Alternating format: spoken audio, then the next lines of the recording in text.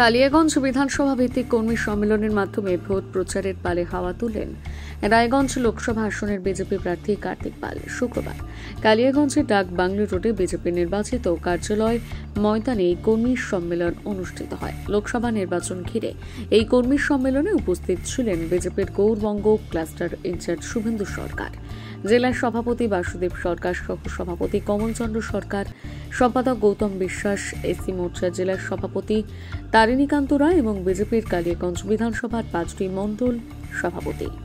এদিন দুপুরে রায়গঞ্জের জেলা প্রেস ক্লাবের সাংবাদিকদের সঙ্গে সৌজন্য সাক্ষাৎ করেন বিজেপি প্রার্থী। এরপর রায়গঞ্জের কমলাবাড়ি 1 নম্বর অঞ্চলের ছত্রপুর দিয়ে শুরু হয় বিজেপির প্রার্থীর ভোট প্রচার।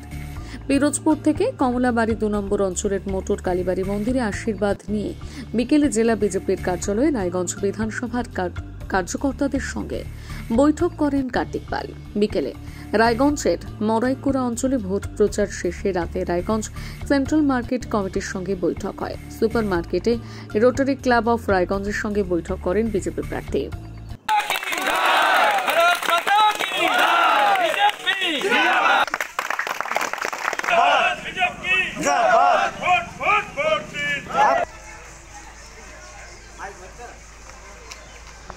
সবাই জানেন আগামী 26শে এপ্রিল আমাদের লোকসভা নির্বাচন।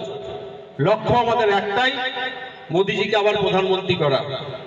এবং মোদিজির প্রতিনিধি হিসাবে এখানে আমাকে যখন আপনারা সবাই মিলে ক্যান্ডিডেট করেছেন, কিন্তু আপনারা ভাববেন মোদিজির প্রতিনিধি এখানে আপনারা সবাই, এবং আপনারা সবাই ক্যান্ডিডেট।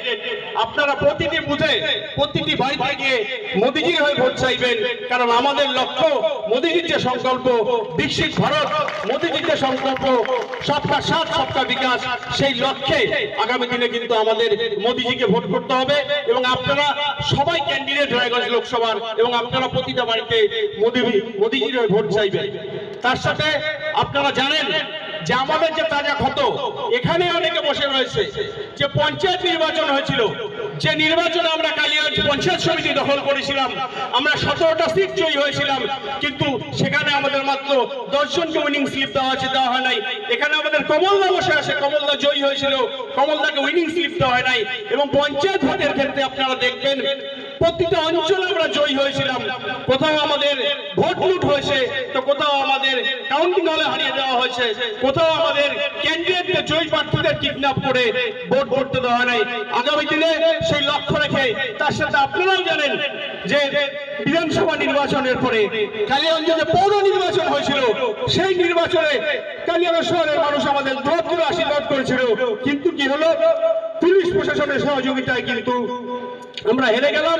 বেশ কয়েকটা ওয়ার্ডে এমন ভাবে ছাপ্পা ভোট হয়ে গেল, মানুষ আমাদের আশীর্বাদ করলেও আমরা কিন্তু সরকারি আধিকারিক এবং প্রশাসনের কাছে আমরা হেরে গেলাম।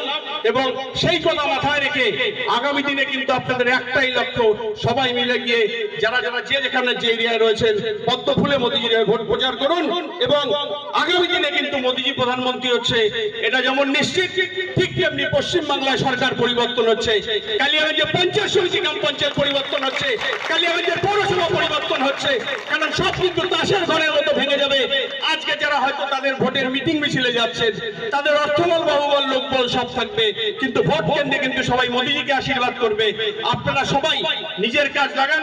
আর আমার আপনাদের কাছে একটা বিনম্র অনুরোধ থাকবে যে আমাদের বহু জায়গায় হয়তো আমাদের কিছু কর্মীরা অভিমানে দুঃখে বসে রয়েছেন, আপনারা নিজেদের ইগোটা ত্যাগ করে সবাই মিলে গিয়ে তাদের কাছে বলে কাজে নামান। কারণ তারা হয়তো কোনো কথায় বা কোনো কিছুতে একটা অভিমান হয়ে আসে, সেই অভিমানীদের নামিয়ে আমাদের তাদেরও একটা লক্ষ্য মোদিজিকে প্রধানমন্ত্রী করা, আমাদেরও লক্ষ্য মোদিজিকে প্রধানমন্ত্রী করা।